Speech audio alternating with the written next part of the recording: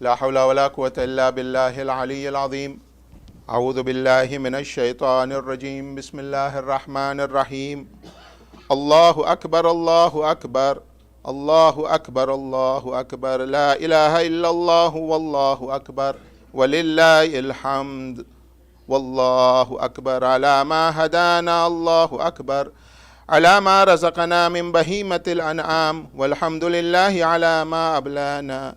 سبحان الله الذي ابتلى البرايا بأنواع البلايا لئلا يبتل الجزاء وليحسن العطايا. فبعث الرسل ونصب هداة خير السبل ضعيفة الحالات قوية في عزائم النيات ولو شاء لجعلهم أولي قوة شديدة فظلت الأعناق لهم خاضعين وخفضت لهم أجنحة المستكبرين. الحمد لله الذي لا يبلغ مدحته القائلون ولا يحصي نعماءه العادون ولا يؤدي حقه المجتهدون. والحمد لله على رسول المسدد المحمود الأحمد بالقاسم محمد. اللهم صل على محمد وآل محمد وعلى أهل بيته الطيبين الطاهرين المعصومين الذين أذهب الله عنهم الرجس وطهرهم تطهيرا. اللهم صل على محمد وآل محمد. أما بعد. السلام عليكم جميعا ورحمة الله وبركاته. We are gathered here to celebrate Eid-ul-Adha or Eid-al-Qurbani or the Eid of sacrifice. On this auspicious occasion, let us not forget that those that are sick and or distress, may Allah subhanahu wa ta'ala with the barakah of this day grant them all shifa and relieve the distress from their troubles.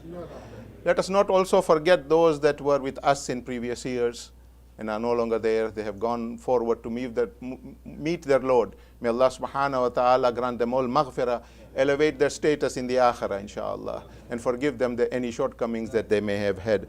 May I request a Fatiha for all our marhumin. Al-Fatiha. Bismillahir Rahmanir Rahim. Alhamdulillahi Rabbil Alamin. Ar-Rahmanir Rahim. Maliki Yawmiddin. Iyyaka na'budu wa iyyaka nasta'in. Ihdinas siratal mustaqim. Siratal ladzina an'amta 'alayhim ghayril maghdubi 'alayhim waladdallin. For those who have gone for Hajj this year, may Allah subhanahu wa ta'ala accept their Hajj, and may He grant us the opportunity to go for Hajj next year, inshallah. The importance of Hajj and the importance of the cities of Makkah and Medina, we all know. And we have discussed various aspects in previous years. However, there have been rulers in Islam who have tried to minimize the importance of Hajj and Makkah and Medina in the past for their own political purposes. One example is during the time of our fourth Imam, Imam Zainul Abidin alayhi salam. Allahumma salli ala Muhammadin wa ali Muhammad. Let us briefly see how the Imam encountered this movement, and at the same time we refresh our memories of how important Hajj is as explained to us by the fourth Imam, things that we may have never heard before. The deviation or the fitna or the bid'ah that was started were the rulers of the Banu Umayyah, especially Abdul Malik bin Marwan. Just to refresh our memory so that we are all on the same page, the rulers who lived during the life of the fourth Imam, first was of course Yazid, as we all know. When he passed away, Muawiyah bin Yazid, his son, took over, and 6 months later he basically abdicated and he was killed. And then this was basically the end of the progeny of rulership from Abu Sufyan. Then Marwan bin Hakam came along. He was the son-in-law of the third Khalifa. After him, Abdul Malik bin Marwan came in, and this is the man we are talking about. He was 21 years as the Khalifa. When he passed away, his son Al-Walid bin Abdul Malik bin Marwan became the Khalifa. Now, just a side note for those of you who are preparing to go for ziyarah for Ashura or for Arba'in or so, and for those that have gone before, this is a refresher for you, and may Allah subhanahu wa ta'ala grant us all the opportunity to go to Karbala as soon as possible, inshallah. When you go to the Masjid Kufa, You will see Masjid al-Kufa is on the left-hand side. Then there is an open field, and then there, on the side they tell us this is the house of Imam Ali alayhi salam. For those of you who have been there, you will remember it. So the house of Imam Ali alayhi salam. There is an open land in between, and then there is the Masjid al-Kufa. This open land used to have what is called the Darul Imara. This was the Caliph's palace that was up there. This was the same place from which the Muslim Ibn Aqil yesterday was, his body was thrown from that Darul Imarat. This was the governor's place. And for those of you who have seen Mukhtar, the story of Mukhtar on TV, you will have seen that particular place up there. So Ibn Umair, also known as Al-Qibti Al-Farsi, relates that he was at the Darul Imara, at the governor's palace, during the time of Abdul Malik bin Marwan. And he saw Abdul Malik bin Marwan sitting on the throne, and the head of Musab ibn az-Zubayr was in front of him. So he smiled. To himself only. He observed that and he just smiled. The Khalif was very sharp. He observed, he says, come here. Why did you smile? Why did you smile? He says, nothing, I smiled, so what's the big deal? He says, no, there is something there. There was some cynical smile that you did. I want to know why. He says, give me, he so insisted. He says, nothing. He says, no, insisted, I have to know. He says, okay, give me security of my life and I'll tell you why I did that. He says, okay, I guarantee you your life. He says, the first time I came here to this Darul Imara, Ubaidullah ibn Ziyad was seated on this throne. The head of Imam Hussein alayhi salam was there on that 11th of Muharram. Second time I came here, Mukhtar bin al-Thaqafi was seated up here and the head of Ubaidullah ibn Ziyad was here. The third time I came here, Musab ibn Zubayr was there and the head of Mukhtar was here. This is the fourth time I am here. You are seated there and the head of Musab ibn Zubayr is here. So the thought crossed my mind, what will happen when I come the fifth time? The Khalifa was so upset. He was so upset that he ordered, some say that he ordered him to be executed, and at the same time he destroyed the Darul Imara. That's why you see it's an open land now there. So this is just a historical point for you to remember for this particular person. Anyway, coming back. So when Abdul Malik bin Marwan started, what did he do? He started a bid'ah. You see, Yazid had been told by Muawiyah that there are three people who will oppose you. Everybody, you can take them over. The three people who will oppose you. One is Imam Hussein alayhi salam. He has the blood of his father in his body. He is never going to accept you, right? The second one is Abdullah ibn Zubayr, right? He was the one, and the third one is Abdullah bin Umar. Abdullah bin Umar will be, basically you can pressurize him and he will do that. Abdullah bin Zubayr will also probably come. So what happened is that when Yazid became the Khalifa, Abdullah bin Zubayr left Medina and went to Makkah and created his own power base in Makkah and around Makkah. And he also controlled a part of Iraq during the uprising of Mukhtar al-Thaqafi. Now, when Abdul Malik bin Marwan became the Khalifa, he was the Khalifa of Sham. Now, Sham is not as we know today. Sham we know today is Damascus, right? No, that is not Sham. That's Syria. That's what we refer as Sham. Sham in those days was Syria, Jordan, Palestine, Israel, all these particular, this was all Sham. Lebanon, or Iraq, all this was part of the time. So basically what he decided, that he was the Khalif of Sham, that included Jordan, Palestine, Lebanon, so on, and Egypt. He did not want his people to go to Mecca for Hajj to be influenced by Abdullah bin Zubayr. Right? So Abdullah bin Zubayr was in control. So he had control of everything, but the cream places, Makkah and Medina, he did not have control. So he said, how do I move these people, stop these people being influenced by them? He decided to create a bid'ah. He told the people to tell his people to go to Hajj to Jerusalem, not to Makkah, to Jerusalem. He ordered the construction of the Dome of the Rock, the Golden Rock, the Qubbatu Sakhra. Today when you see the pictures, they tell you that is not Masjid al-Aqsa. The dome that you see, that is not Masjid al-Aqsa, right? That was built by Abdul Malik bin Marwan, right? And the Masjid al-Aqsa is next to it. That is the important place. This is not important for us. Remember that way when you see the pictures, and if ever you go there, you will see that. So people started moving towards Jerusalem to do Hajj. So now you see people are going to for Makkah and Medina for Hajj, and people are going to Jerusalem also. So what was the character of this man? And then you will understand how Imam reacted. What was the character of this man, Abdul Malik bin Marwan? When people came to greet him as Khalif, he was seated with the Quran in the masjid. And he was told, you are now the Khalifa, come and take the bayah of the people. So he had the Quran, he was reading the Quran, he closed the Quran, put it on the side and says, Firaqu bayni wa baynakum. Today you and I are parting company. We are no longer friends. And in his first speech, he says, I will not be a weak Khalif like Uthman or a diplomatic one like Muawiyah, but a strong one. By Allah, no one of you will tell me or advise me about taqwa of Allah, otherwise I will kill him. So you don't tell me anything, I will do what I want.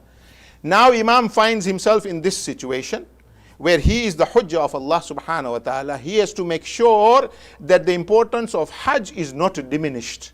Right? And this bid'ah has to stop. So Imam started talking about the importance of Hajj and Makkah.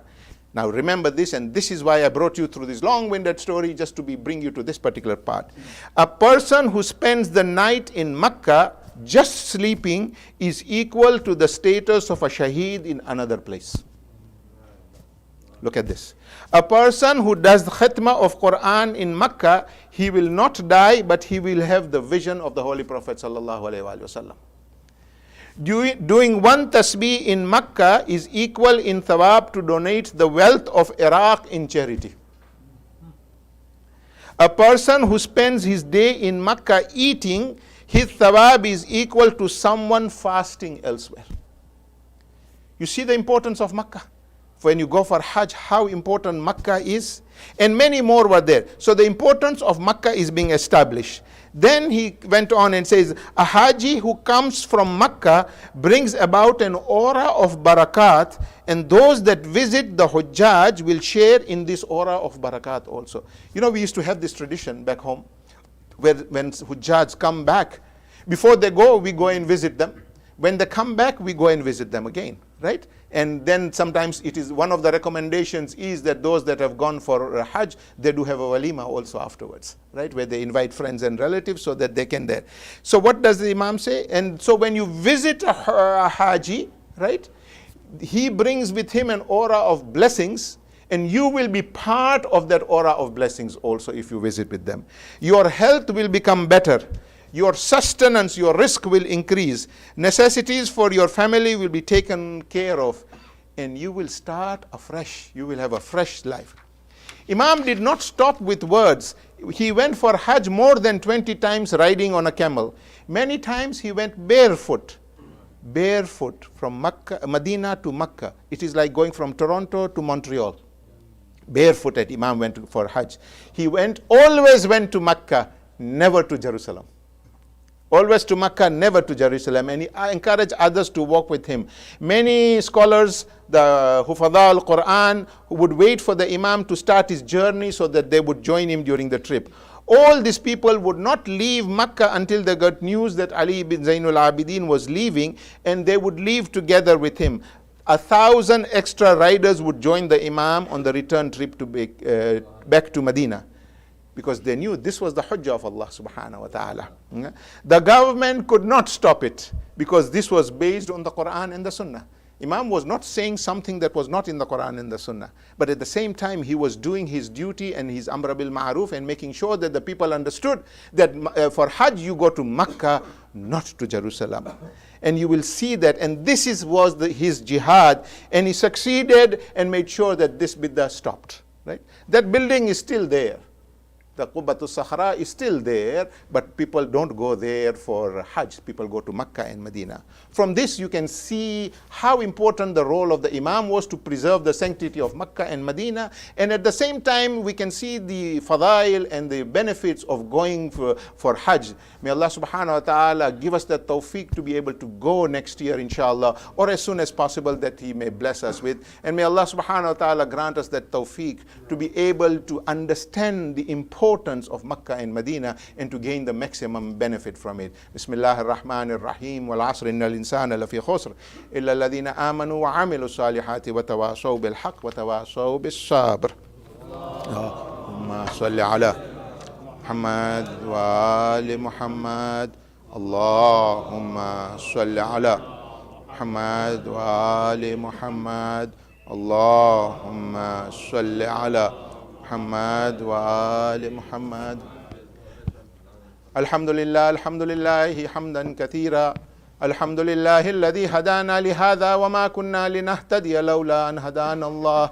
لقد جاءت رسل ربنا والحق والصلاة والسلام على أشرف الأنبياء والمرسلين خاتم النبيين حبيب قلوبنا وطبيب نفوسنا أبي القاسم محمد. اللهم صل على محمد وآل محمد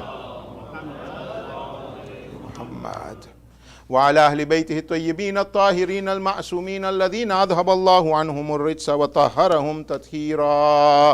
اللهم صل على محمد وآل محمد. اللهم صل على محمد سيد المرسلين وعلى أمير المؤمنين وعلى فاطمة بنت محمد وعلى الحسن المقتول باسم الجفا والحسين الشهيد بكربلاء وعلي بن الحسين ذي المحن والعناء ومحمد بن علي وجعفر بن محمد وموسى بن جعفر وعلي بن موسى ومحمد بن علي وعلي بن محمد والحسن بن علي والحجة القائم بالحق المنتظر المهدي الذي ببقاء بقية الدنيا وبيمنه رزق الورى. اللهم تفضل علينا بدوام إقبال مشيدا أركان معالم الشرع والإيمان. اللهم ارزقنا توفيق الطاعة وبعد المعصية وصدق النية وإرفان الحرمة وأكرمنا بالهدى والاستقامة واملأ قلوبنا بالعلم والمعرفة وطهر بطوننا من الحرام والشبهة واكفف أيدينا عن الظلم والسرقة واغضض أبصارنا عن الفجور والخيانة واسدد أسماعنا عن اللغو والغيبة بجودك وكرمك يا ذا الجود والكرم. اللهم صل على محمد وآل محمد. As you grow older, your priorities change. You are concerned about your progeny, your children, your grandchildren, and the generations to come.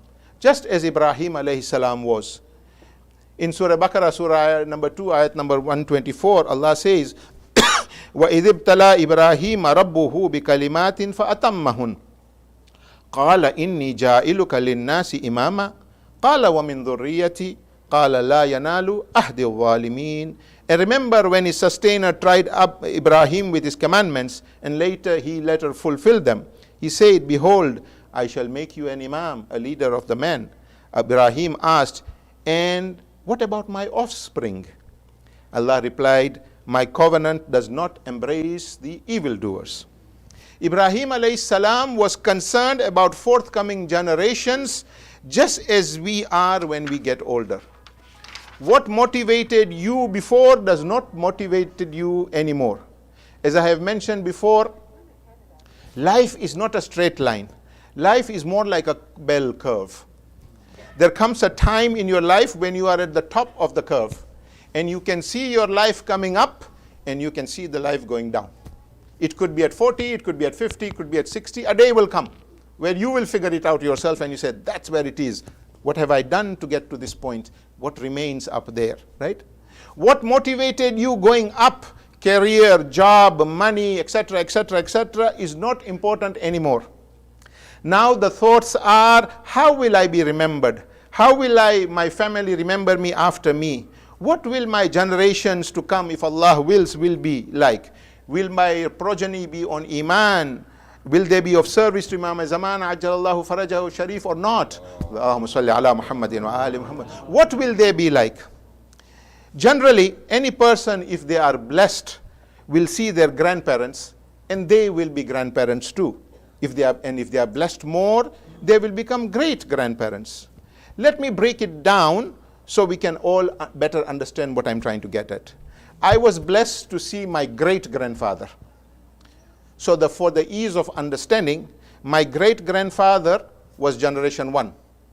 My grandfather was generation 2. My father was generation 3. I am generation 4. My children are generation 5. My grandchildren are generation 6. And if I'm lucky, and if Allah blesses me, then I may see my great-grandchildren. That would be generation 7, right? So if one is blessed, you will see 3 generations before you and 3 generations after you. That's about the maximum here. The odd cases might be they might get an 8th generation, right? Especially if they have daughters and they married early and so on, then we have seen cases like that. What were the generations before me like? What will the generations after me be like? For generations to continue, you have to get your children married and hope and pray that they will be blessed with the children of their own so that they can carry your name forward. But whom will they marry? Will they marry in Iman or outside Iman? I want to share with you a very interesting hadith from the Holy Prophet sallallahu alaihi wasallam. Allahumma salli ala Muhammadin wa ali Muhammad. It is going to be difficult to digest. I heard this first about over 30 years ago, and then I heard it recently, and I asked for the reference. It is in Usul-e-Kafi, volume 5, page 332, where the Prophet says, Qala Rasulullah sallallahu alayhi wa sallam, Iyaka khadra'ud daman. Iyaka khadra'ud daman. The Prophet said, stay away from the flower that grows in the garbage. Stay away from the flower that grows in the garbage. Qala ya Rasulullah, wa ma khadra'ud daman. People asked, O Prophet, what are these flowers that grow in the garbage? Qala al-mar'atul hasana mambatus su. He replied, that beautiful woman who is raised in a bad family. That beautiful woman who is raised in a bad family. Be careful. Don't make sure you don't go there. See, sometimes we get caught up in beauty. Beauty is very superficial. Beauty is very superficial. It is there right now. I use this example many times when I look at myself and I say, when I look at the young ones up there, once upon a very long time ago, I was as handsome as them. Look at me now, right? Check me out 20 years from now, it'll be a different story, right? It's a different story also. That beauty is coming and going. So be very careful up there. So every head of the family is concerned by the following 4 major responsibilities he or she has to discharge: to earn a living and to provide for your family. This is an ongoing process until you pass on. Note that in Islamic traditions, the head of the family is the male, and it is the male's role to provide, not the female's role. If the woman earns a living, then it is her choice to also provide. And if she is treated right and respected and honored, then why would she not? Right? But you cannot oblige a spouse, a wife to provide. It is the man's responsibility. The second responsibility is to provide a shelter, to buy a home, build a home, etc. for the family.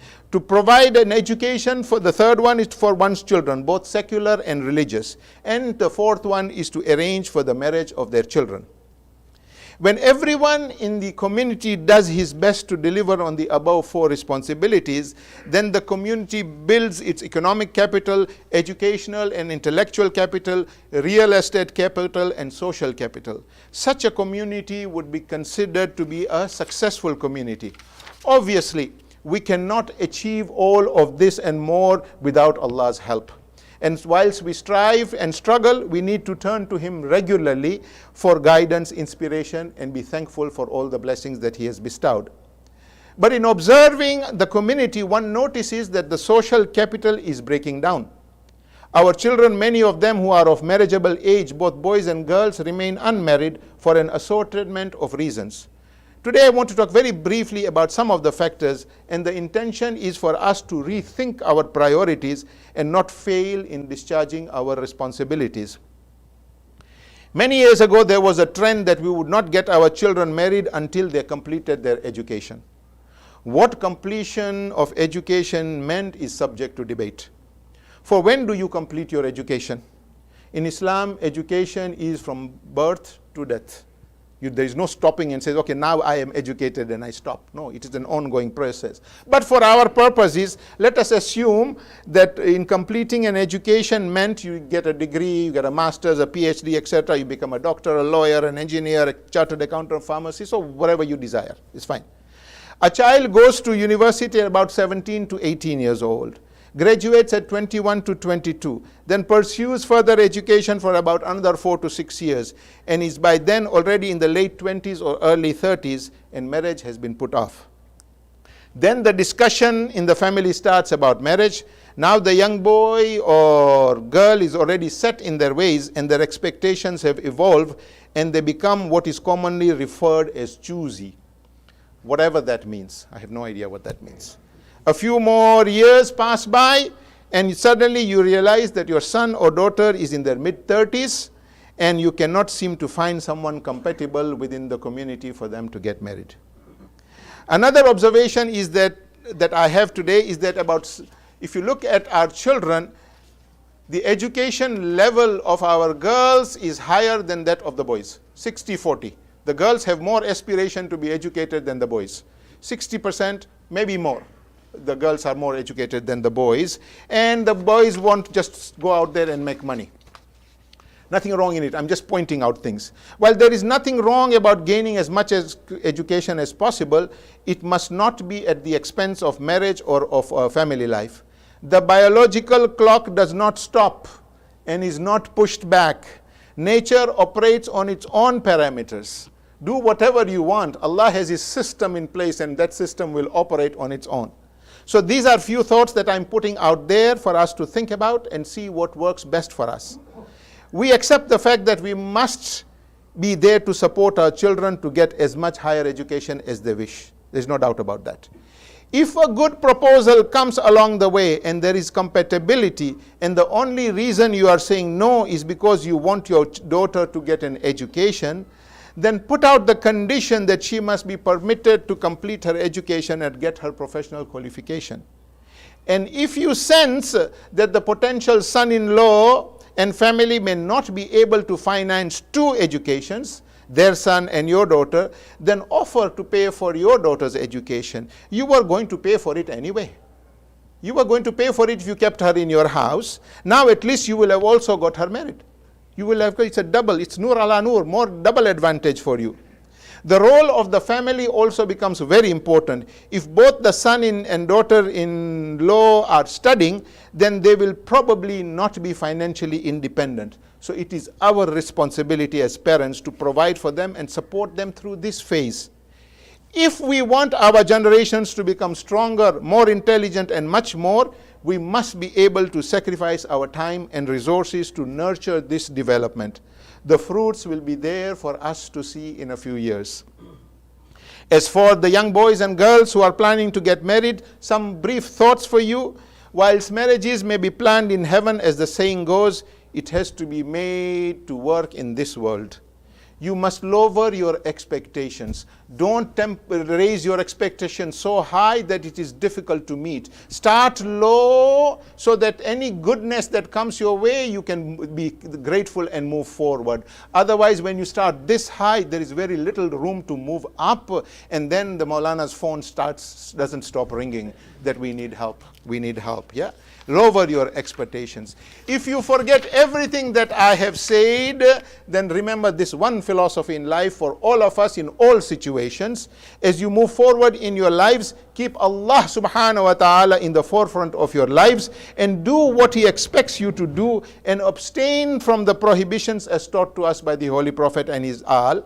If we keep this as a yardstick, we will never go astray.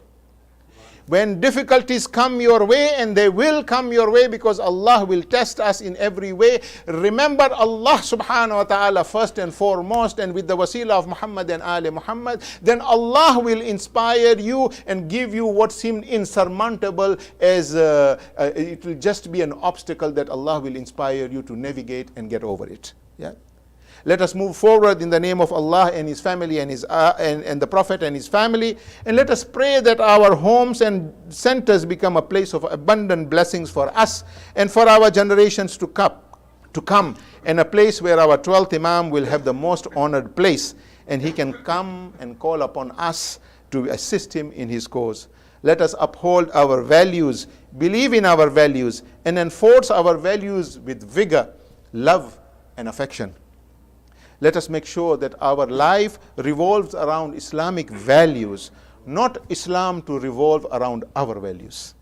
There's a difference there up there. Let us make sure that our lives revolve around Islamic values, not Islam to revolve around our values. May Allah subhanahu wa ta'ala on this auspicious day of Eid-ul-Adha give us the tawfiq to remain on the right path, to understand the message of Islam, and to become good practicing Muslims.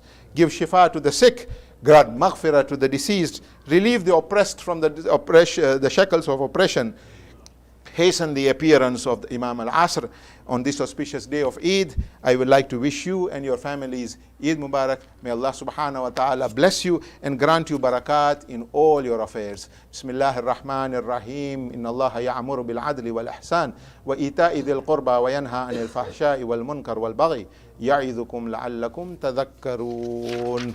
Allahumma salli ala Muhammadin wa ali Muhammad.